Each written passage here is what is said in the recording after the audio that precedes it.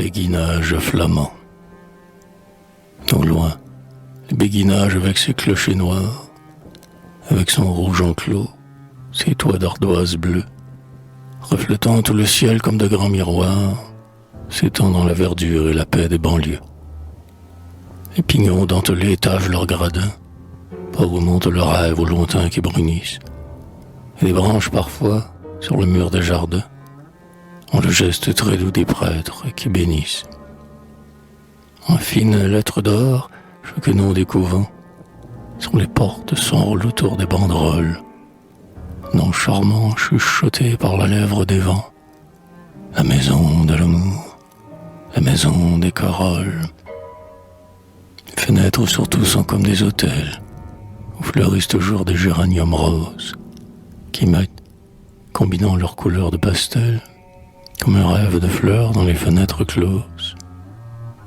Fenêtres des couvents, attirantes le soir, avec leurs rideaux blancs, voiles de mariée, qu'on voudrait soulever dans un brun encensoir, pour goûter vos baisers, lèvres apparées.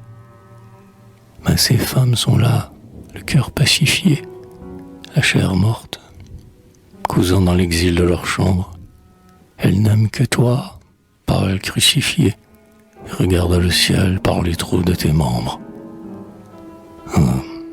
Silence heureux de l'ouvroir au grand mur, où l'on entend à peine un bruit de bancs qui bougent, tandis qu'elles sont là, suivant de leurs yeux purs, le sable en ruisseau blond sur le pavement rouge. Le bonheur muet des vierges s'assemblant, et comme si leurs mains étaient de candeur telle qu'elles ne peuvent plus manier que du blanc, elles brodent du linge au fond de la dentelle. C'est un charme imprévu de leur dire « ma sœur » et de voir la pâleur de leur teint diaphane, avec un pointillé de taches de rousseur comme un camélia d'un blanc mat qui se fane.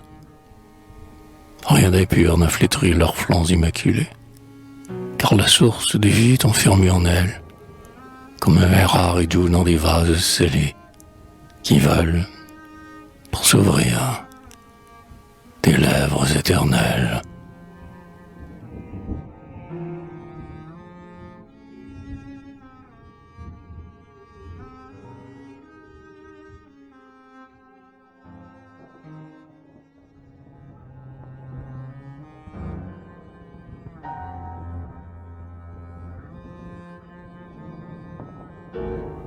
Cependant, quand le soir douloureux est défunt, la cloche lentement les appelle accomplis, comme si leur prière était le seul parfum qui pût consoler Dieu dans ses mélancolies.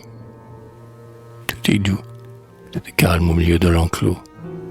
Aux offices du soir, la cloche les exhorte, et chacune s'y rend, main jointe, les yeux clos, avec des glissements de cygnes dans l'eau morte. Elle met un voile à long pli. Le secret de leur âme s'épanche à la lueur des cierges. Quand passe un vieux prêtre en étole, on croirait voir le Seigneur marcher dans un jardin de vierges.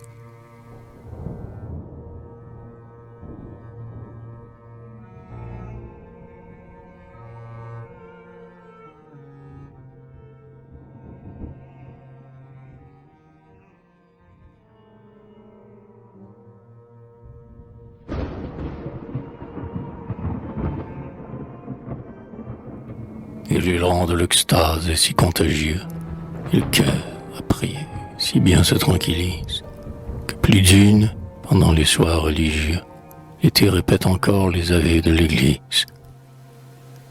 Debout sa fenêtre ouverte au vent joyeux, plus d'une, sans ôter sa cornette et ses voiles, bien avant dans la nuit, égrène avec ses yeux le rosaire au grain d'or des brillantes étoiles.